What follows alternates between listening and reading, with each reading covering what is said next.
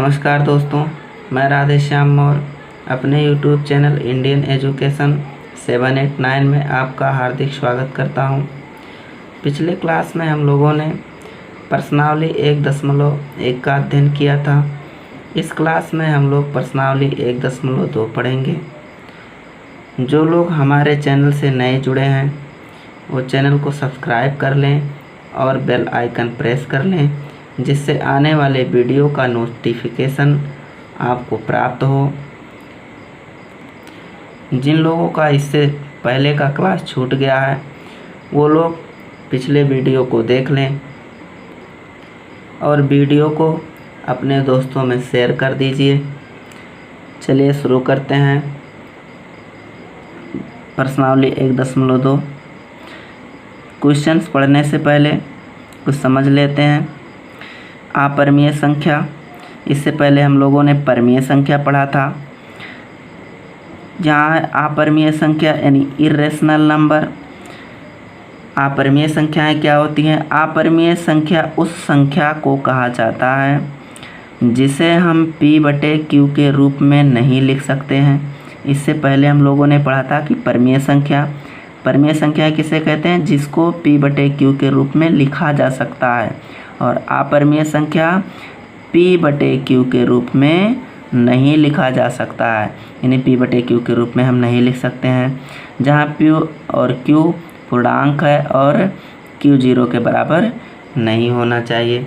जैसे √2 है, इसको हम बटे के रूप में नहीं लिख सकते, यानी p/q के रूप में नहीं लिख सकते।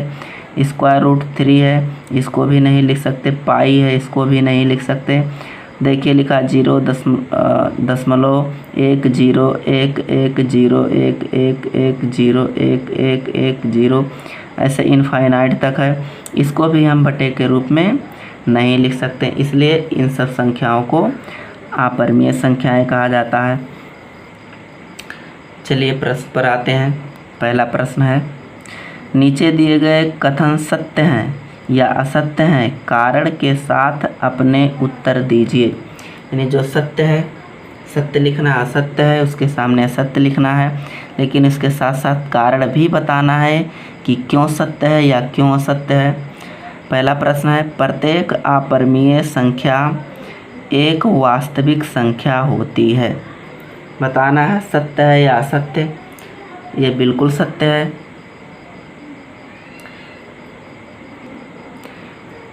प्रश्न नहीं दिख रहा था, फिर से देखिए। पहला प्रश्न है, प्रत्येक अपरिमेय संख्या एक वास्तविक संख्या होती है। ये कथन बिल्कुल सत्य है। ये कथन सत्य है। क्यों?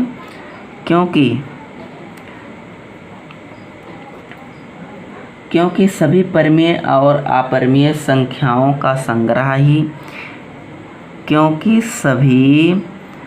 परिमेय और अपरिमेय संख्याओं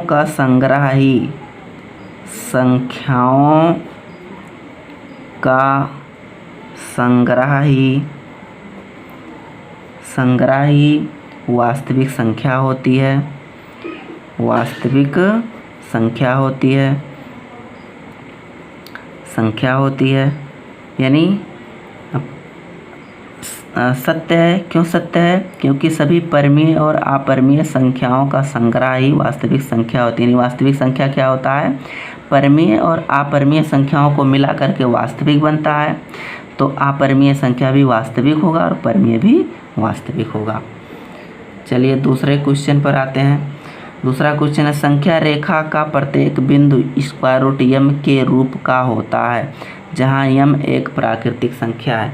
कह रहा है कि संख्या रेखा पर जितना भी बिंदु होता है सब √m के रूप में होता है। √m के रूप में होता है। ये कथन बिल्कुल असत्य है। ये कथन असत्य है क्योंकि √2 और 3 के बीच अनंत संख्याएं होती हैं। क्योंकि √2 और 3 के बीच अनंत परमीय संख्याएं होती हैं। अनंत परमीय संख्याएं होती हैं। अनंत परमीय संख्याएं होती हैं जो कि स्क्वायर रूट m के रूप का नहीं होता है। जो कि स्क्वायर रूट m के रूप का नहीं होता है। नहीं होता है। तो ये कथन असत्य है। चलिए अगले क्वेश्चन पर चलते हैं हम लोग। इस पहले क्वेश्चन का तीसरा पार्ट है। अगला क्वेश्चन है, प्रत्येक वास्तविक संख्या एक अपरिमेय संख्या होती है। ये बिल्कुल असत्य है। ये कथन असत्य है क्योंकि वास्तविक संख्याओं में परमीय संख्याएं भी होती हैं। क्योंकि वास्तविक संख्याओं में परमीय संख्याएं भी होती हैं। वास्तविक संख्याओं में परमीय संख्याएं भी होती हैं, इसलिए ये कथन असत्य है।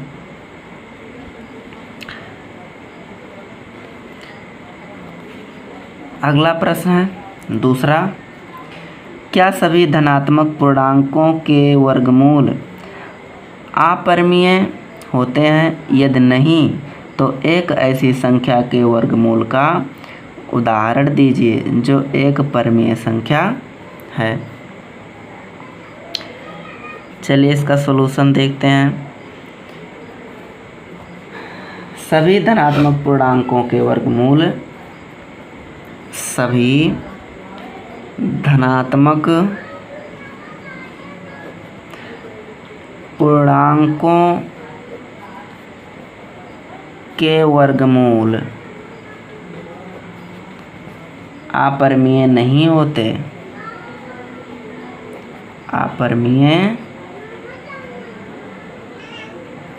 नहीं होते हैं। जैसे कि स्क्वायर रूट 4, इसका वर्गमूल 2 होगा। यह एक परिमेय संख्या है। यह एक परिमेय संख्या है। परिमेय संख्या है। इसको p/q के रूप में हम व्यक्त कर सकते हैं। 2 को p/q के रूप में व्यक्त कर सकते हैं, इसलिए यह परिमेय संख्या है। चलिए अगला प्रश्न देखते हैं। प्रश्न नंबर 3 है, दिखाइए कि संख्या रेखा पर स्क्वायर रूट 5 यानी √5 को किस प्रकार निरूपित किया जा सकता है। चलिए इसका सॉल्यूशन देखते हैं। संख्या रेखा पर हमें स्क्वायर रूट 5 को निरूपित करना है। इसके लिए सबसे पहले संख्या रेखा बना लेते हैं। संख्या रेखा बना लीजिए आप लोग पटरी से खींचिएगा। दूरी सही होना चाहिए। यहाँ 0 होता है, इधर प्लस होता है 1 2, इधर माइनस में होता है 1 2। एक इकाई की दूरी लेंगे। यहाँ से, और यहाँ भी एक इकाई की दूरी लेकर के लंब खींचेंगे इस पर। यहाँ भी एक इकाई की दूरी लेकर के इस पर लंब खींचेंगे। ये भी 1 इकाई होगा, 1 यूनिट होगा, और ये भी 1 यूनिट होगा। उसके बाद दोनों को मिला देते हैं। दोनों को मिला लीजिए। इसका नामकरण कर देते हैं। ये हो जाएगा वो। इसको A मान लेते हैं, इसको B मान लेते हैं। यहाँ पाइथागोरस पाइथागोरस प्रमेय से, चूँकि ये समकोण त्रिभुज है इसलिए यहाँ पाइथागोरस प्रमेय अप्लाई करेंगे। पाइथागोरस प्रमेय से क्या होता है, कर्ण का स्क्वायर बराबर होता है आधार का स्क्वायर प्लस लंब का स्क्वायर। लिख लीजिए, कर्ण का स्क्वायर यही है ओ बी स्क्वायर बराबर O A square plus A B square, A B square. O B square नहीं मालूम है हमको कितना है, ओ बी स्क्वायर बराबर हो जाएगा ओ ए स्क्वायर, एक यूनिट है, एक का स्क्वायर कर लीजिए, यहाँ भी एक यूनिट है, इसका भी स्क्वायर कर लीजिए। ओ बी स्क्वायर बराबर हो जाएगा एक स्क्वायर एक ही आएगा, यहाँ भी एक ही आएगा, तो ओ बी स्क्वायर बराबर हो जाएगा 2। यहाँ से स्क्वायर हटा दीजिए, वर्गमूल ले लीजिए, तो वर्गमूल लेने पर क्या हो जाएगा, ओ बी बराबर हो जाएगा स्क्वायर रूट 2 हो जाएगा, स्क्वायर रूट 2 हो जाएगा। यहाँ स्क्वायर रूट 2 लिख लीजिए, यहाँ स्क्वायर रूट 2 लिख लेते हैं, चलिए और बड़ा लिखते हैं स्क्वायर रूट 2। अब इस ए बी पर हमें लंब खींचना है, 1 यूनिट का लंब खींचना है, 1 यूनिट का लंब खींच लीजिए ऐसे, ए बी पर नहीं ओ बी पर खींचना है, ओ बी पर लंब खींचना है 1 यूनिट का, ये भी 1 यूनिट हो गया।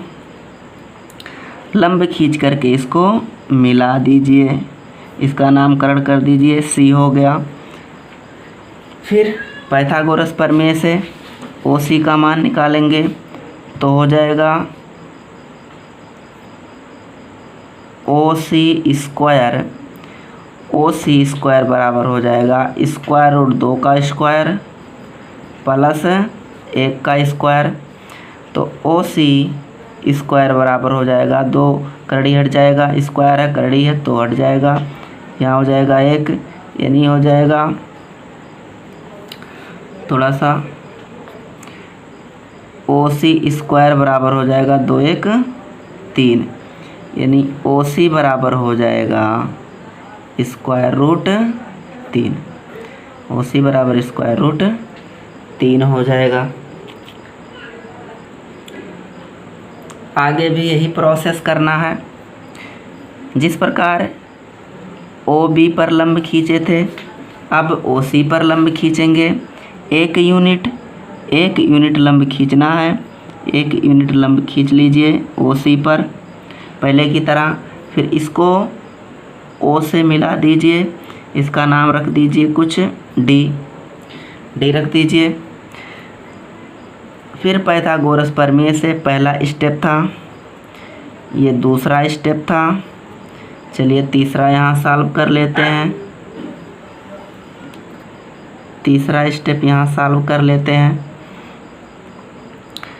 अब की बार हमें ओ डी का वैल्यू निकालना है, ओ डी स्क्वायर बराबर हो जाएगा, ये 1 यूनिट है, ये स्क्वायर रूट 3 है क्योंकि यहाँ 3 आया है ओ सी का वैल्यू, तो हो जाएगा स्क्वायर रूट 3 का स्क्वायर प्लस 1 का स्क्वायर, ये करड़ी हट जाएगा 3 हो जाएगा, 1 का स्क्वायर करेंगे 1 ही आएगा, तो ओ डी स्क्वायर बराबर हो जाएगा, ओ डी स्क्वायर यहाँ पे लिख लीजिए 3 1 4 हो जाएगा, या ओ डी स्क्वायर बराबर स्क्वायर रूट 4, स्क्वायर रूट 4 हो जाएगा, इसको हम 2 भी लिख सकते हैं। ये हो गया हमारा स्क्वायर रूट 4। आगे फिर यही प्रक्रिया हमको करना है, अब की बार ओ डी पर लंब खींचना है 1 इकाई का, फिर लंब खींच लीजिए 1 इकाई का, ये 1 यूनिट लंब है, फिर इसको मिला दीजिए ओ से मिला दीजिए, ओ से मिला दिए, इसका भी नाम रख दीजिए बी सी डी ई रख दीजिए। चलिए इसको भी सॉल्व कर लेते हैं। चौथा स्टेप ओ ई स्क्वायर बराबर हो जाएगा स्क्वायर रूट 4 का स्क्वायर प्लस 1 का स्क्वायर, तो OE स्क्वायर बराबर हो जाएगा, यहाँ 4 हो जाएगा, यहाँ 1 हो जाएगा, यानी OE स्क्वायर बराबर हो जाएगा 5। OE बराबर हो जाएगा, जब वर्गमूल लेंगे तो यहाँ हो जाएगा करड़ी। यही हमको निरूपित करना था। इस प्रकार हमारा चैप्टर समाप्त हुआ।